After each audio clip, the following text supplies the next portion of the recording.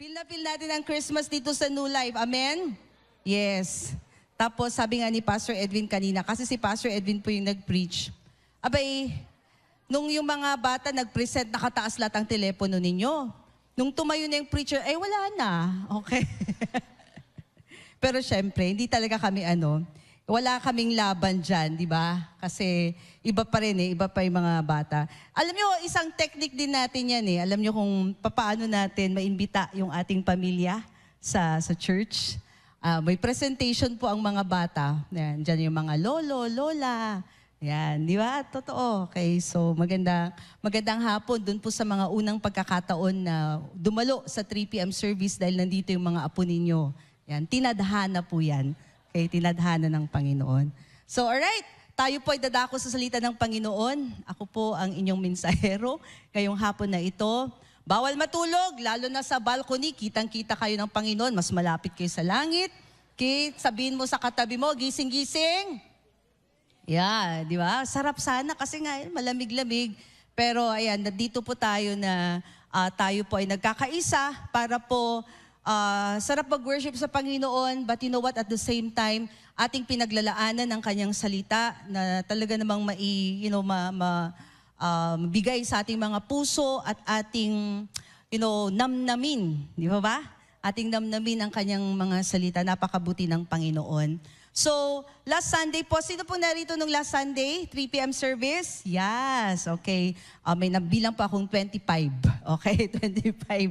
So, si Pastor Gam po yung nag-preach, kaya nga nakataas yung kamay niya. Yan. At ang kanyang mensahe, mapagbigay na pamumuhay. Natandaan niyo yon? Yes, okay, alright. So, meron siyang sinabi doon, isang punto po na aking pong matandaan ay sabi po niya, ang pagiging mapagbigay ay minana daw natin sa ating Ama. Yes, kasi nga, mana-mana lang yan right? Yeah, mana-mana yan. Kumbaga, it's already part of our DNA dahil nga, ang ating Amang Diyos, that's His nature and that's His character. And so, tayong lahat na anak ng Diyos, kung ikaw naniniwala ka na ikaw ay anak ng Diyos, sabihin mo nga, ako ay anak ng Diyos. Tama, okay. At dahil dyan, it's also innate in you na maging mapagbigay. Diba? Na tayo ay generous. Hindi lamang tuwing Pasko. Sabi natin, pag tuwing Pasko, ito po yung nagigising yung essence ng giving and generosity, which is a good thing. Pero, tayong mga anak ng Diyos, all year round. Amen? All year round, meron tayong, yung nature ng ating Ama na ating minana, yan po yung nakikita sa buhay po natin. And so, ngayong hapon, nais ko pong ipagpatuloy po yung ganong mensahe sa area po ng ating nature, yung DNA natin bilang isang mapagbigay na anak ng Diyos. Okay? So, ang title naman po natin ngayong hapon ay Pinagpalang Pagpapala. Yan, okay. So, similar, same. Medyo may konting difference sa title, okay? Pero ayan, ganyan, same theme po yan, okay? Pinagpalang pagpapala. Sabihin mo nga sa katabi mo, ikaw ay pinagpalang pagpapala. Sabihin mo naman dun sa isang katabi mo na hindi mo pinansin, ako din. Di ba? Yan, okay. Alright, Genesis chapter 12, verse 1 to 3. Sabi po niya dito, okay, pag makikita niyo po ang heading po dun sa Bible ay ang pagtawag ng Diyos kay Abraham. Sa verse 1 sabi niya, sinabi ng Panginoon kay Abram, ito po yung panahon na hindi pa po napalitan yung kanyang pangalan. So, Abram pa lang po yung tawag sa kanya. Sabi ng Diyos sa kanya, umalis ka sa iyong lupain, sa iyong mga kamag-anak, sa bahay ng iyong ama, at pumunta ka sa lupaing ituturo ko sa iyo. Verse 2, gagawin kitang isang malaking bansa. Ikaw ay aking pagpapalain. Gagawin kong dakila ang iyong pangalan at ikaw ay magiging isang pagpapala. At verse 3, pagpapalain ko ang magbibigay ng pagpapala sa iyo at susumpain ko ang mga susumpa sa iyo at sa pamamagitan mo ang lahat ng angkan sa lupa ay pagpapalain. Yan, ganda Pagka usapang pagpapala, gustong-gusto natin yan, tama? Siyempre naman, alangan naman ang gusto natin ay yung curse. Gusto natin yung blessing. Kung kaya't, ito po, makikita natin na ang Panginoong Diyos, simulat sa pa lang, From the very beginning, in fact, even during the time, of course, nung kinreate na si Adam at si Eva, ay talaga naman ang pagpapala sa mga tao ay andyan na sa puso niya at kanya nang binigay kay Adam and Eve. And so, makikita natin dito si Abraham or si Abraham, no? Na nagkaroon po ng covenant ang Panginoon sa kanya. In fact, ito po yung kung saan nagsimula yung tinatawag po natin na Abrahamic covenant. No? Although hindi po natin pag-uusapan fully po yan, pero dito po nagsisimula yan and it's worth mentioning kasi makikita natin kung paano ba dumaloy ito sa atin din. Sa atin na New Testament or New Covenant believers tayo po. Yung nagsimula pa yun noon pa man. Alright? At makita din natin na ang ganda ng plano ng Panginoon. Kumbaga pagdating sa kanyang plano sa buhay natin, walang tsamba-tsamba. Talaga naman na pinaglaanan ng Panginoon ng panahon kung saan plinano niya talaga yan. Yes? Okay? Naniniwala ba tayo doon na sa kanya walang aksidente? Yan, di ba? Sige nga, kausapin mo yung katabi mo ulit. Grabe, ang daming pag-uusap to. Sabihin mo sa kanya, ikaw ay hindi aksidente. Yan. Huwag mong dagdagan ng mukha lang. Wag. Dapat sabihin mo lang, ikaw hindi kay aksidente, ha? Okay, alright. Okay, so ito yung covenant ng Panginoon. Sa English po dun sa verse 2, I like how it's also mentioned in English, sa verse 2, I will make you a great nation, I will bless you and make your name great, and you shall be a blessing. Ito, threefold po yan, no? Sabi nga doon na ano ba yun? Ano ba yung blessings na diniklara ng Panginoon kay Abraham, which is the Abrahamic covenant. Okay? Tatlo yun eh. So pag titingnan natin isa-isa, ito yung number one, okay, ano itong mga blessings? Tingnan natin. Number one, sabi niya, I will make you a great nation. O di kaya gagawin kitang isang malaking bansa. Ano yung implication nun? Alam niyo, ng mga panahon na yon, si Abraham, nag-iisa pa lang siya. Right? I mean, how can one man be made into a great nation? Only God can do that. Yes? Dahil nga, merong plano ang Panginoon. At hindi po randomly na pinick up lang ng Panginoon si Abraham. No? Meron siyang plano. But then again, ito nga yung kanyang sinabi, gagawin kitang isang malaking bansa. Ang implication nun, pag ikaw ay isang malaking bansa, ibig sabihin, you are powerful, right? Malakas at makapangyarihan. Okay? And again, ang Diyos lang ang maaring makagawa nun from one man to a great nation. So that's the first one. Okay, iba sabi nila, ang promise ng Panginoon kay Abraham, pag nation, I'm gonna give you a land of your own. Yan, so isipin mo yan ha, okay, great nation, land. Okay, meditate on that. Kasi later on, makikita natin na itong mga promises na ito, hindi lang kay Abraham, promises din ng Panginoon sa atin. Yes? Okay, pangalawa, I will bless you and I will make your name great. Yan, I will make your name great. Kaya nga, pag sundan po natin yung kwento ng buhay ni Abraham, ay nagkaroon pa nga ng change ang kanyang pangalan from Abram to Abraham, na kung saan sinasabi kung sino siya, na he's the father of all nations. Kaya pinalitan ang kanyang pangalan. Hiningahan ng Diyos ang pangalan ni Abram kay Abraham. Okay? At ito, it speaks of who he is. Kung sino siya at kung ano yung pagkatawag ng Panginoon sa kanya. So pag sinabi natin na bibigyan ka or binigyan ng Panginoon si Abraham, you make your name great, ibig sabihin, ito po ay influence. Yes? Okay, isipin natin sa ating nasyon, anong mga apelyido, o di ba? Yung bang talagang pag sinabi natin, may influence, right? Okay? Why? Kasi alam natin na itong mga may influential na apelido or pangalan ay talaga namang wow. Meron silang ginawa na kamangha-mangha. At kay Abraham, yan ang promise ng Panginoon sa kanya, that I'm gonna make your name great. Amen? Amen? Yes? Okay. Tapos, alam nyo, even in Hebrew, ang ibig sabihin po nitong making his name great, it means a great reputation. Highly esteemed, kaya nga dakilang pangalan, kagalang-galang. Yan, di ba? Kagalang-galang na pangalan. Okay? So, alam niyo ang salita, ang word na bless dito, dun sa I will bless you and make your name great. The word bless here in Hebrew is the word Baruch or Baruch. Paano ba yun, Pastor Edwin? Di ba? Kasi pag Hebrew, Baruch, may ganyan yan. Okay? Totoo yun, i-check nyo. Okay? Anyway, ibig sabihin po nun, okay, it means to speak well of, to wish well. Yan. So, it clearly defines the word bless in its highest meaning. Ibig sabihin, nung blines ng Panginoon si Abram, ay hindi lamang yung parang pag sinabi lang natin, kung minsan na, di ba, kung minsan nakasanayan lang natin, God bless you, parang greeting lang or salutation. Pero ito talaga, whenever God or the word bless is mentioned in the Bible, talagang mabigat po yung implication po niyan. Okay? It is something that speaks of, okay? It's to wish you well, okay? To speak well of, to bless in its highest meaning. Yes, sir, meron pa po ba? Okay, okay na po siguro. Pwedeng kape, ayos din. Yeah, okay. Alright.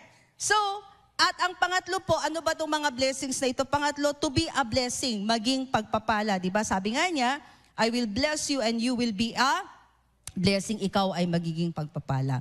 Ang ganda nito. Okay? Why? Kasi nakikita natin dito, even in our lives, no, nasa buhay ni Abram, paano siya magiging pagpapala kung siya ay hindi pinagpala? Tama?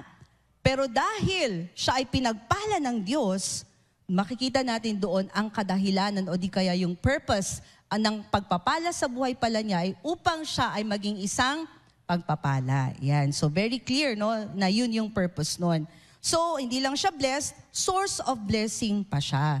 So dito naman, the word blessing ay ang Hebrew word na beraka. Okay, beraka, meaning a source of blessing. Okay? It means prosperity, praise of God, a gift, a present, a treaty of peace. Yan, kalain mo yan.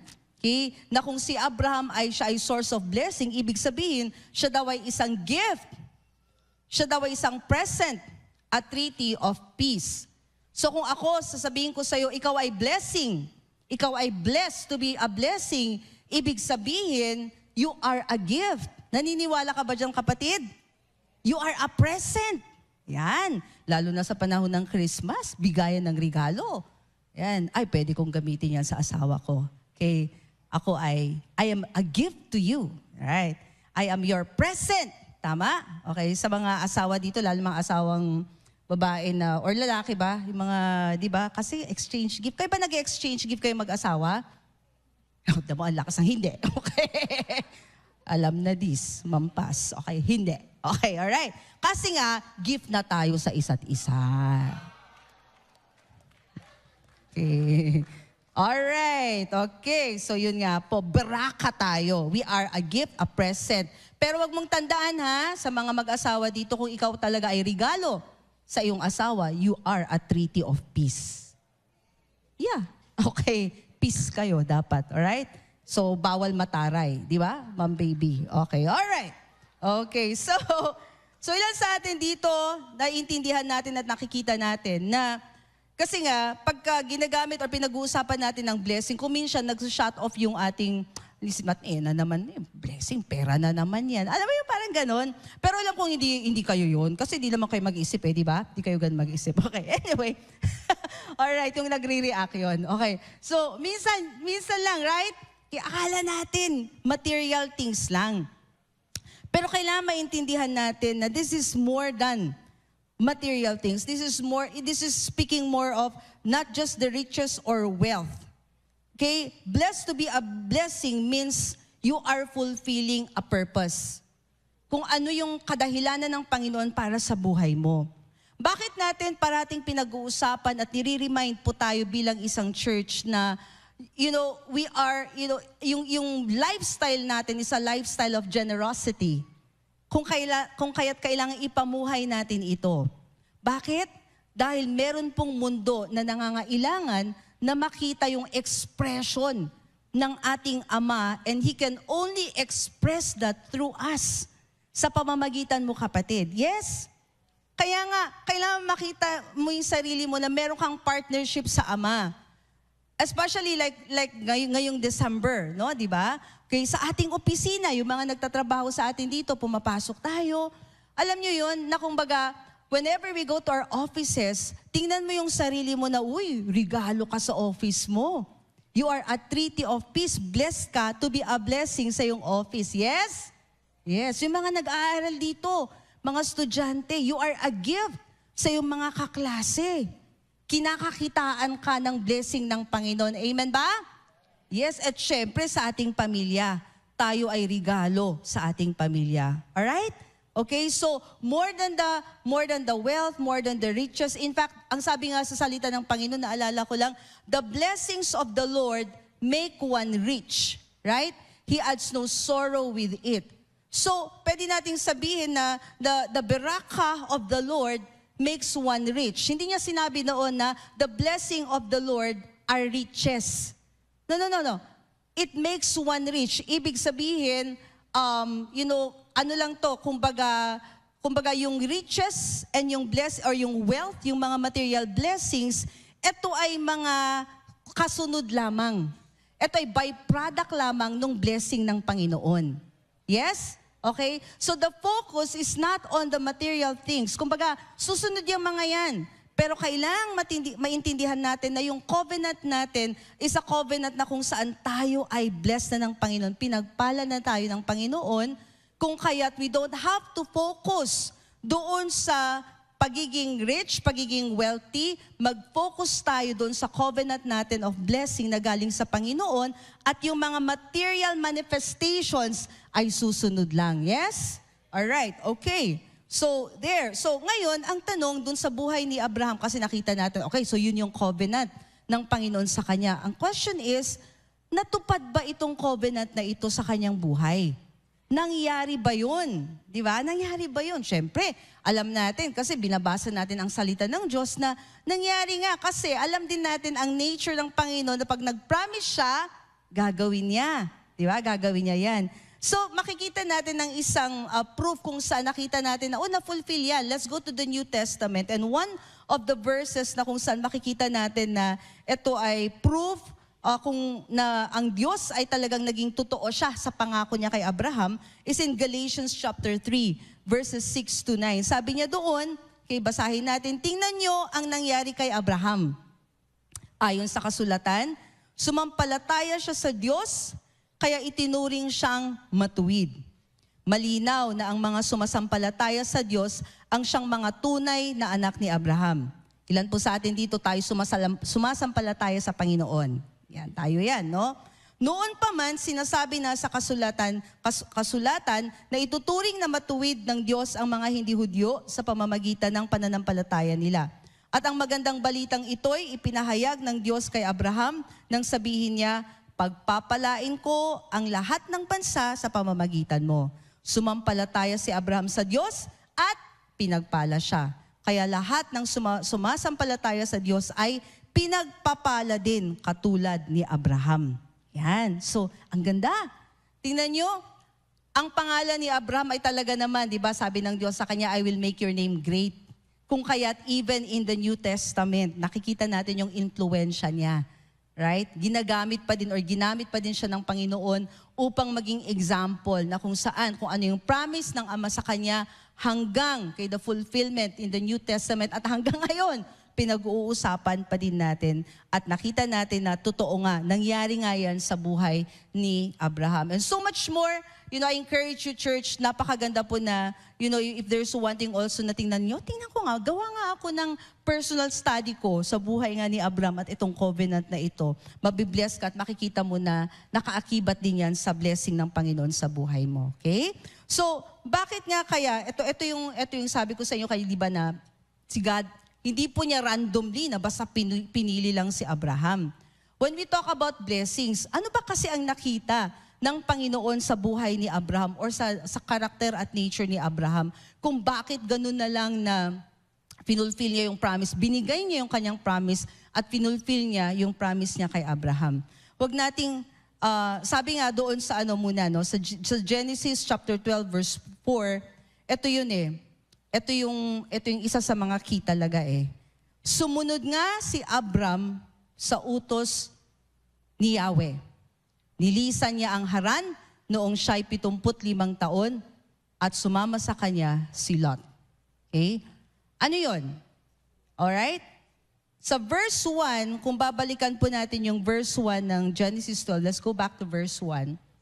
May sinabi ang Panginoon kay Abram, no? Anong sabi ni Lord kay Abram? Umalis ka sa iyong lupain, sa iyong mga kamag-anak, sa bahay ng iyong ama, at pumunta ka sa lupaing ituturo ko sa iyo. In other words, merong inutos ang Diyos. In other words, may instructions. Sabihin mo, instructions. May instructions ang ama kay Abram. At with his instructions, ayan na, prinamis niya, at ito ang gagawin ko para sa iyo. At ano ang naging response ni Abram? Agad-agad sa verse 4, nakita natin na sabi niya doon, sumunod nga si Abram. Okay, balik tayo sa verse 4. Ayun. Sumunod nga si Abram sa utos ni Yahweh. Okay. Ito po yung susi dyan.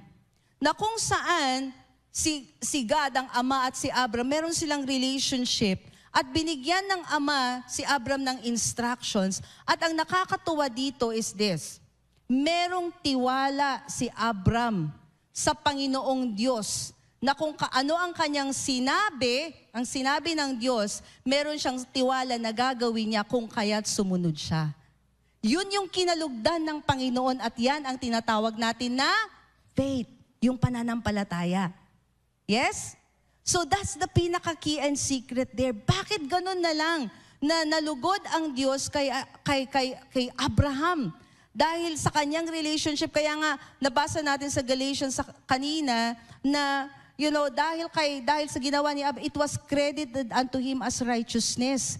Yung kanyang pananampalataya. Okay? Na naniniwala tayo na ito yun okay? Ito po yung unang pagkakataon doon po sa buhay ni Abraham. Makikita natin na na-preach actually yung gospel dito. Why? Bakit po nag-credit ito as righteousness kay Abraham? Dahil hindi pa man napipreach si Jesus Christ, okay, but by faith, nanampalataya na si Abraham, okay, sa Messiah na parating.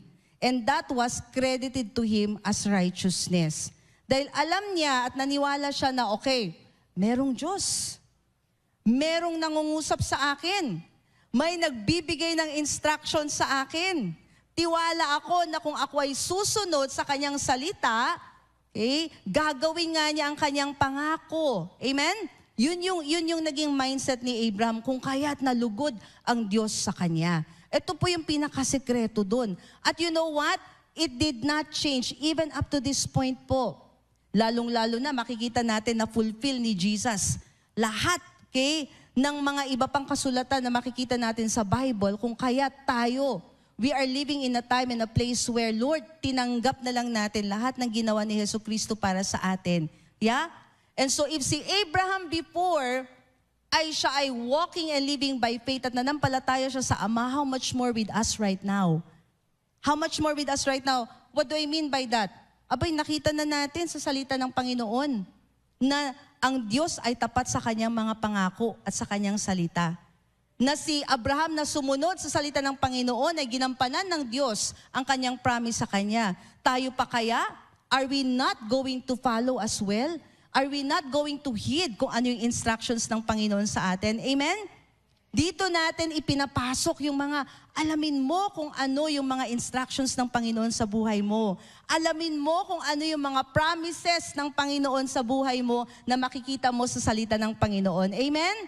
Kasi diyan, yun yung dapat nating tayuan at yun naman or doon naman na fulfill kung ano ba itong mga blessings na sinambit ng Panginoon para sa atin. Nakukuha po natin? Amen? Kaya pa ulit-ulit nating pinag-uusapan yan, di ba? Na tayo, pag alam natin na sinabi ng Diyos at tayo ay makiki-agree by faith, indeed it will happen in our lives. Yes? Why? Dahil ang Diyos natin, ang ating Ama, napaka-personal niya. Kagaya na kung saan naging personal siya kay Abraham, nagbigay siya ng instructions, sumunod si Abraham at nakita natin, amen, na nagkaroon ng fulfillment. Now, kung talagang titingnan mo, no, makikita din natin ang nature ng tao. Okay? Kasi may mga punto, may mga times na si Abraham ay hindi fully sumunod. Nagkaroon ng dagdag bawas. Okay? So, ano nangyari? may mga consequences, no? Yung mga actions niya. Pero, ganun pa man, ganun pa man, we see the goodness and the grace of God. Kasi kahit na may mga kapalpakan kay si Abraham, ngunit ang Panginoon, naging tapat pa din siya sa kanyang salita. He still made a way. Amen? He still made a way. Okay, all right. So, I think I just want to say this, okay? Making it personal sa atin. Kapatid, before this year ends, I want to encourage you, seek God for instructions. Lord, ano kaya ang specific instructions mo sa akin at sa aking pamilya as we end this year and we move to 2025? Do you believe that God can speak to you and show you specific instructions too? Lord, kagaya ni Abraham, nais ko pong sumunod kung ano po yung nais niyo po para sa aking buhay at doon dadaloy. Yun pong manifestation po ng blessings niya sa buhay natin. Yes? Take note. Sinabi ko na manifestations. Why? Because blessed na tayo. Pero yung manifestations ng mga blessings po niya, nakaakibat po yan sa mga pagsunod natin sa mga instructions po na ibibigay niya. Right? So you'll seek God for that because I believe po that He's gonna show it to us. Alright? So real quickly, pag-usapan natin, ano yung mga katotohanan patungkol sa pagpapala ng Diyos sa buhay natin na again, makikita natin or matututunan natin dito sa buhay ni Abraham or even as we're talking about, tayo ay pinagpala upang maging pagpapala. Number 1 po, tayo ay pinagpala ng kagaya ng pagpapala ni Abraham at ito ay nang dahil kay Jesucristo. Okay? Sabi niya sa Galatians 3:13 to 14 naman po, this is it.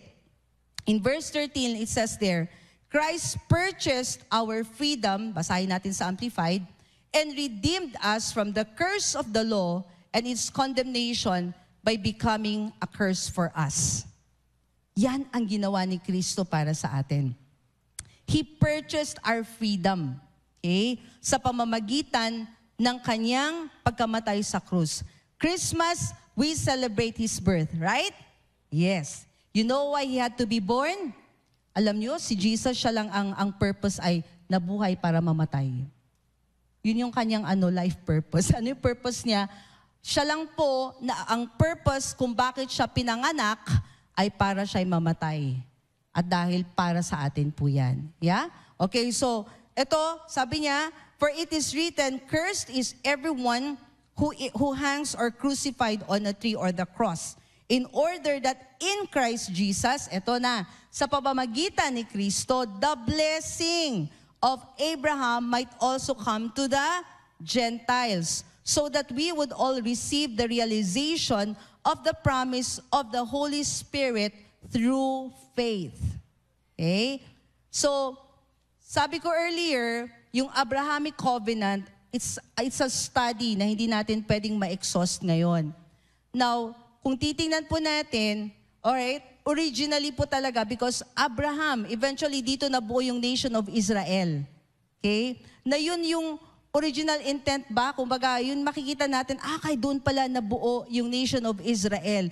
Na kumbaga, ang blessings ay para sa kanila. Ngunit, dahil sa ginawa ni Jesucristo, hindi lamang po na-limit sa kanila, ngayon para na rin sa ating mga Gentiles. Tayo po ay parte ng Gentile nations, yes? Okay, kung kaya't nasa atin na din. Thank God for that. Di ba kayo nalulugod doon? Di po ba na tayo, wow, thank you Lord, blessed na tayo na kagaya ng blessings ni Abraham through Jesus Christ. Ito yung tinatawag natin na great exchange. He was cursed so that we can be blessed. Di ba? Yung dapat na na mapunta sa atin na consequence ng kasalanan, which is death and hell, He took upon Himself on the cross para ma-receive or matanggap natin yung freedom na yan. So sa akin, I'm grateful for that. Come on, church. Even as we celebrate Christmas, not just Easter, we remember that the very purpose kung bakit pumarito si Jesus sa lupa ay para siya ay mamatay, okay? Tanggapin lahat ang mga curse sa kanyang katawan. That includes sickness. Every time, napansin niyo po ba na every time na may mga prayer request, di ba? Yan yung mga prayer request for healing, prayer request for provision, okay? And so, as a church, why do we always pray and believe God for healings, provisions, and all that? Dahil naniniwala tayo na tinapos na lahat ni Jesucristo on the cross, yes? Kung kaya't meron tayong karapatan. That's why we have the right to claim these things. Because why are you gonna pray for something if you doubt na para sa'yo yun? Alam natin na tinapos na ni Jesus para sa atin. Yes? And so that the blessing, yung mga pagpapala na diniglara ng Panginoon kay Abraham ay para sa atin. Sabihin mo nga, para sa akin na din.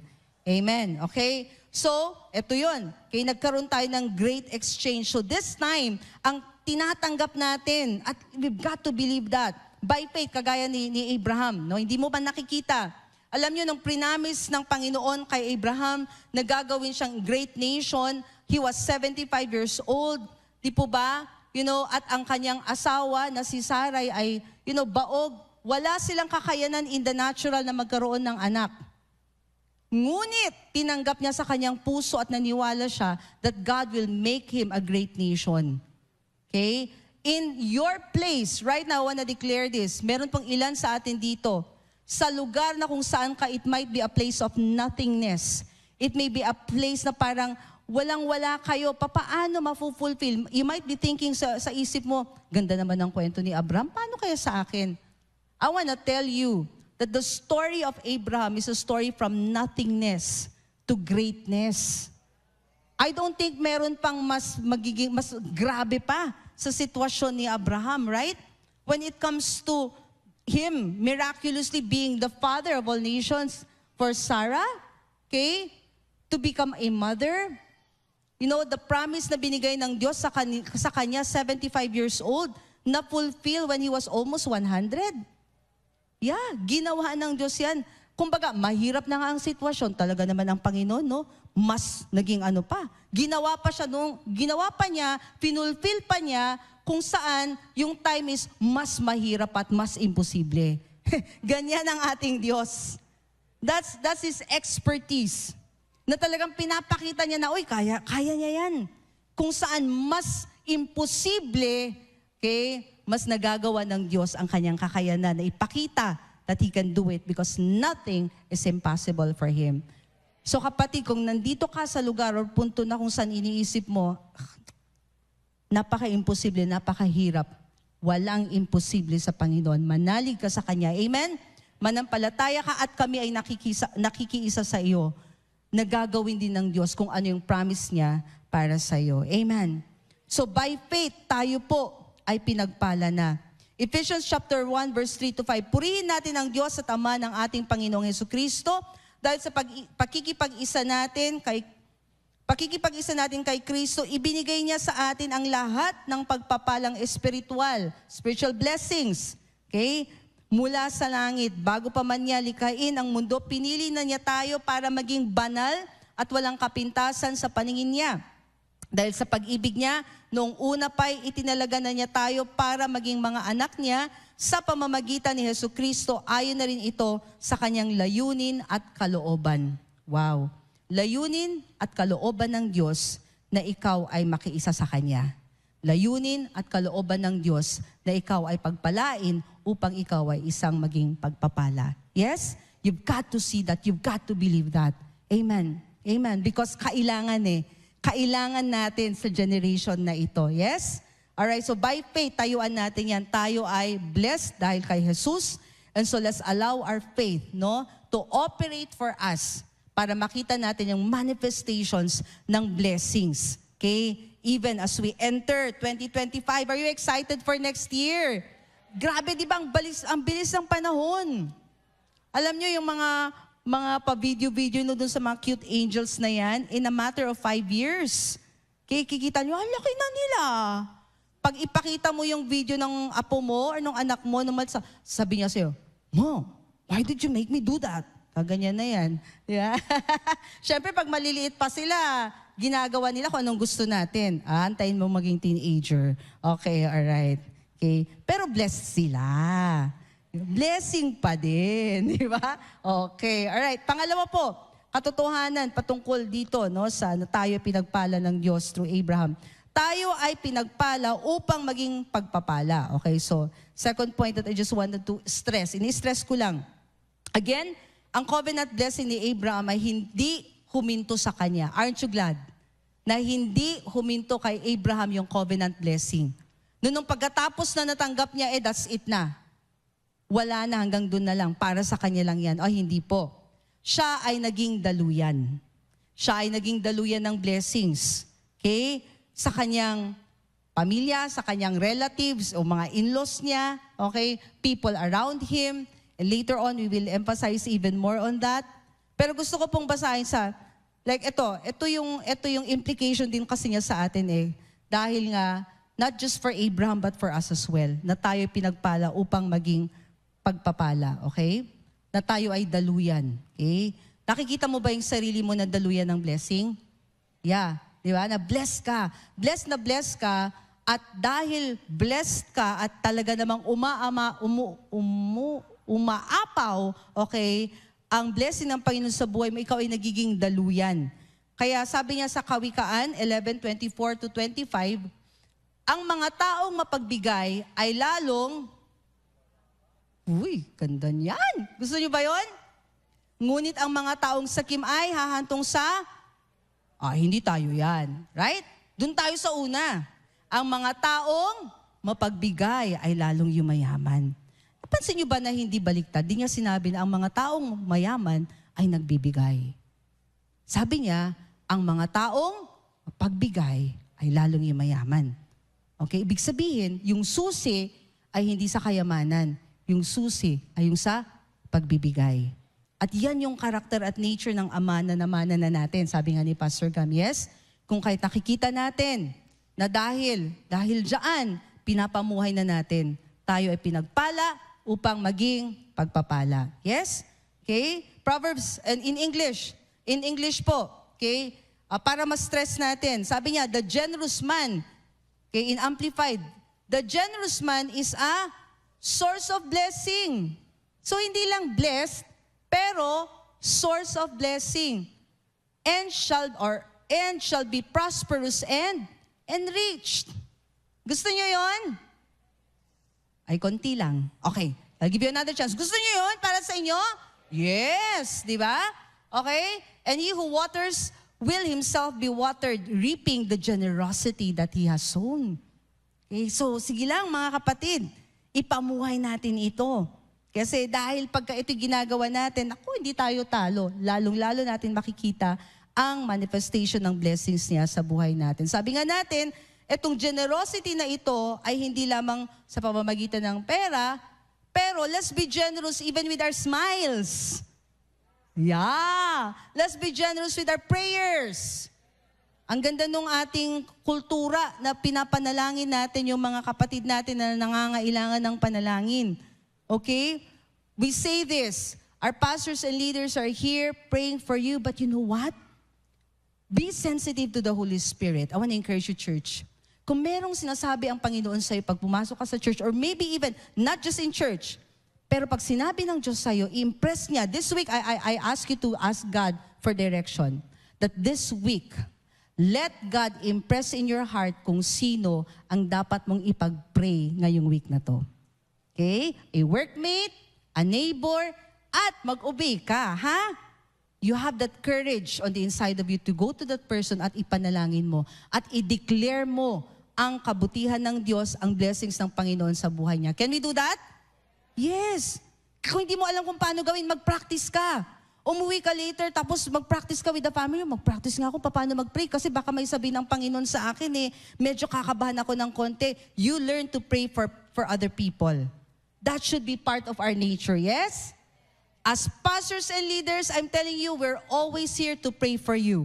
But you know what? Bakit natin ito pinag-aaralan? Because we want you to learn. We want to teach you na upang maging daluyan tayo ng blessing ng Panginoon. Again, not just monetary stuff, right? That's just part of that. But what about our prayers? What about our encouragements to other people? Yeah? Okay, so kaya natin gawin yan? Amen, amen. You know, better yet, have a word that you will pray and declare over somebody. Di ba? So yan, so hanapin mo, tingnan mo sa salita ng Panginoon at tingnan mo lang kung paano ka gagamitin ng Panginoon. Oh my, the feeling of being able to pray for someone. Yeah?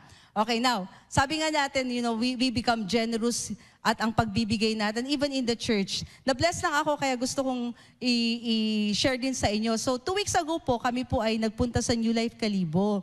At na-witness po namin, kasi nandun po kami para sa kanyang Thanksgiving service, na grabe, 51 years na po silang nag-gather as a church community. Tapos, doon po sa time ng giving po nila, meron po silang nilagay po na table sa harapan. At yung table po na yun, doon pala dadalhin ng mga tao yung kanilang mga offerings na may mga in-kind giving. Gusto ko ipakita yung picture. Ito po yung nakuhanan kong picture. Meron ba tayo niyan? Okay. Ito po yung picture na kung saan. Ayan! Tingnan yan, no? Okay, so, merong mga bigas, tapos yung sagi, yung laki nung grabe naman, di ba? Nakakita na kayo ng ganyan. Isang po yan, ha? 2 tao po yung bumuhat niyan para dalhin sa harap. Tuwang-tuwa ako, si nanay. Alam niyo po kung ano yung ipinatong niya doon sa trays of egg. Okay? 8 pieces po na itlog ng native chicken. Ipinatong niya po doon. I was so touched when I saw that. Sabi ko, I was so blessed with the opportunity na ma-witness ko yun, no? So see, that kind of generosity. So si nanay, naalala ko yung kwento ni Pastor Paul Chase, right? This is the same place basically. Tapos saan si nanay, alaga niya, tapos sabi ni na pastor, by the way, those are a Pastor Nonong po and Pastor Nitz Lamor. Grabe, sabi po ni Pastor Nitz, wala daw pong tigil itong sinanay. Every now and then, pag nangitlog daw po, yung mga manok niya at Sunday, ay dinadalhan po sila ng itlog. Diba? So fresh na organic talaga, right? So I'm like, wow, that's such a blessing to witness that. Yeah, so I'm like, sabi ko, I want to show it to the congregation kasi look at that, when you catch the spirit of generosity, you will not be limited. Hindi mo pwedeng sabihin nila, kasi akong perang ibibigay, meron yan. Ipapakita ng Panginoon through your giving, like si nanay. Naku, kaya talaga naman na ginaganahan yung kanyang mga manok na mangitlog dahil may purpose sila. Yes! Alright, okay, so it's just amazing. Ha? Ginagana itlog para sa pastor. Parang gano'n yung ayos yun, di ba? Uy! Meron akong natanggap na ng eggs din kanina. Salamat dun sa nagbigay. You know who you are. Blessing. Okay, all right. Okay, so there, all right. So, I think another one. 2 Corinthians 9:8. At magagawa ng Diyos na ibigay sa inyo ang higit pa sa inyong mga pangangailangan para sa lahat ng panahon. Sabihin mo nga lahat ng panahon. Sa lahat ng panahon, inaabit natin, no? Okay, ay maging sapat kayo sa lahat ng bagay. Ito pala talaga yung verse. Did you kinuha? Galing nyo, Okay? Maging sapat kayo sa lahat ng bagay at lagi ninyong matutulungan ng iba. Yun yung purpose, right? Tayo ay pinagpala upang maging pagpapala. Hindi pa din kayo convinced? Convinced na tayo, right? Convincido na tayo. Ang Diyos na nagbibigay ng binhi sa magsasaka at tinapay na makakain, ang siya ring magbibigay ng inyong mga pangangailangan para lalo pa kayong para sa... Ayan.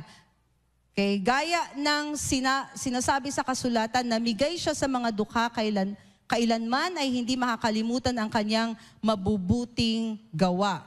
Okay? And then let's jump to verse 10. Ang Diyos na nagbibigay ng binhi sa... Parang okay? Alright, sige, basahin na natin. Ang Diyos na nagbibigay ng binhi sa magsasaka at tinapay na makakain, ang siya ring magbibigay ng inyong mga pangangailangan para lalo pa kayong makatulong sa iba. Verse 11, okay? Pasasaganain kayo ng Diyos sa lahat ng bagay para lagi kayong makakatulong sa iba.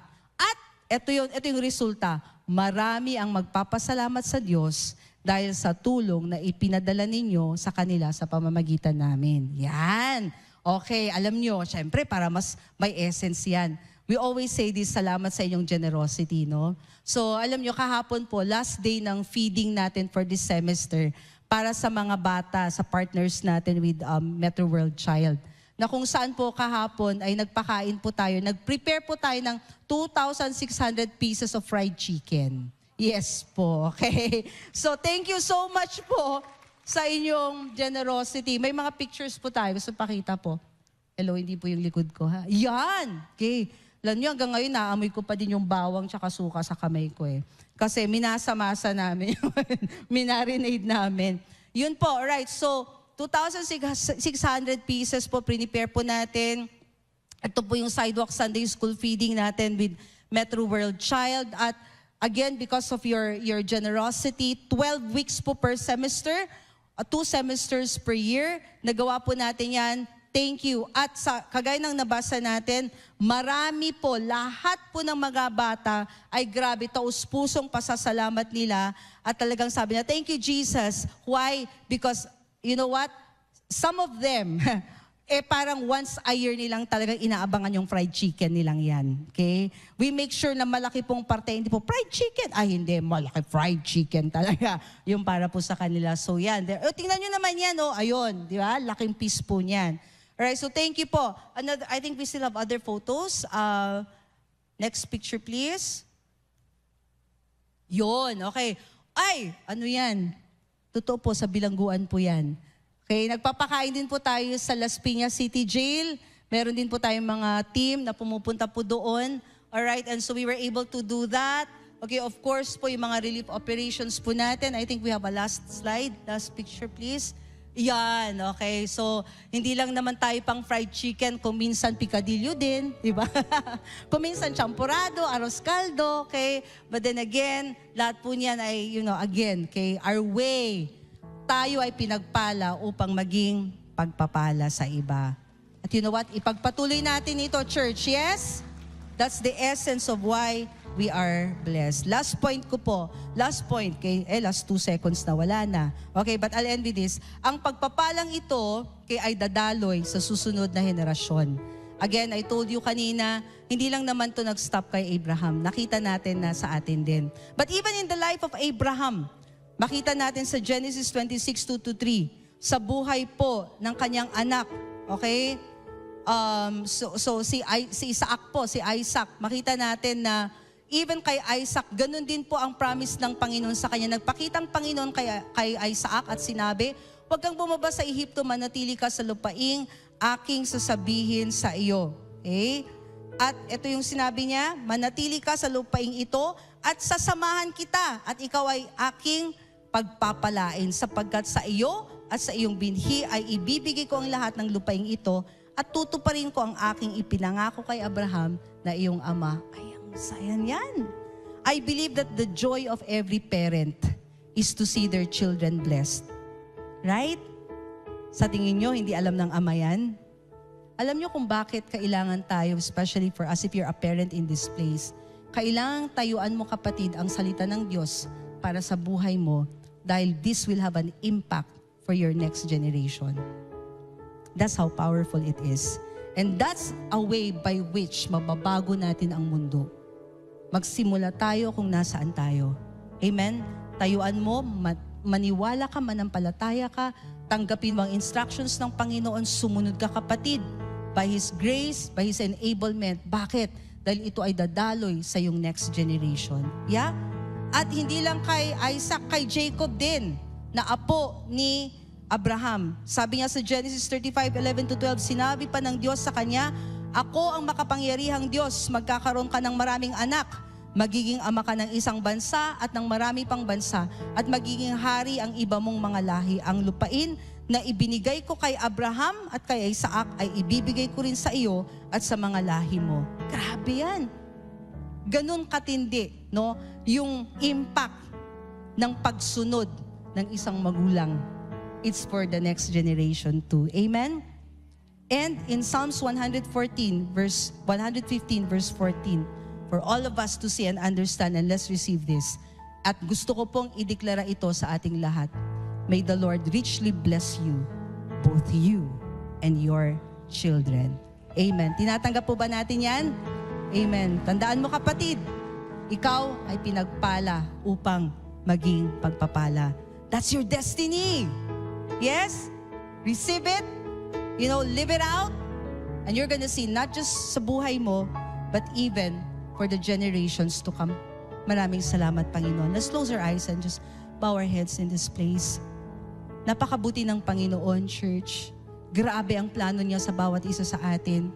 At alam niyo, talaga namang part ng kanyang covenant na kanyang binigay kay Abraham ay yun nga, yung fulfillment, okay, na kung saan si Jesus Christ ay ma-fulfill niya lahat-lahat ng ito at kung kaya dahil sa kanyang ginawa, nandito tayo. So bago po tayo magtapos, I just want to make sure kung meron mang isa or dalawa or kung ilan man na narito ka sa lugar na ito at wala ka pang relationship, personal relationship with Jesus Christ, ito po yung pagkakataon. The only way by which matanggap mo yung blessing na yan is if you have a personal relationship with Jesus. So if that is you, hindi mo pa tinanggap si Jesus bilang Diyos sa tagapagligtas ng iyong buhay, I want to give you an opportunity. Maaari bang itaas mong iyong kamay at ipapanalangin kita? You want to accept Jesus as Lord and Savior of your life? Even you who's watching online, nanonood ka ngayon, nais mong tanggapin Panginoon bilang Diyos at tagapagligtas, papanalangin kita. Amen, amen. Sige po church, lahat po tayo. Sabihin po natin itong panalangin na ito na galing sa ating puso. Even those of you are watching online, di mo pa tinanggap si Jesus sa buhay mo, this is your moment. Sabihin mo, Panginoong Diyos, maraming salamat po sa iyong pag-ibig sa akin. Ibinigay mo ang iyong kaisa-isang anak na si Jesus, namatay siya para ako'y magkaroon ng eternal life. Tinatanggap ko si Jesus bilang Diyos at tagapagligtas ng aking buhay. I am saved. I am forever yours. In Jesus' name. Amen and amen, amen, amen.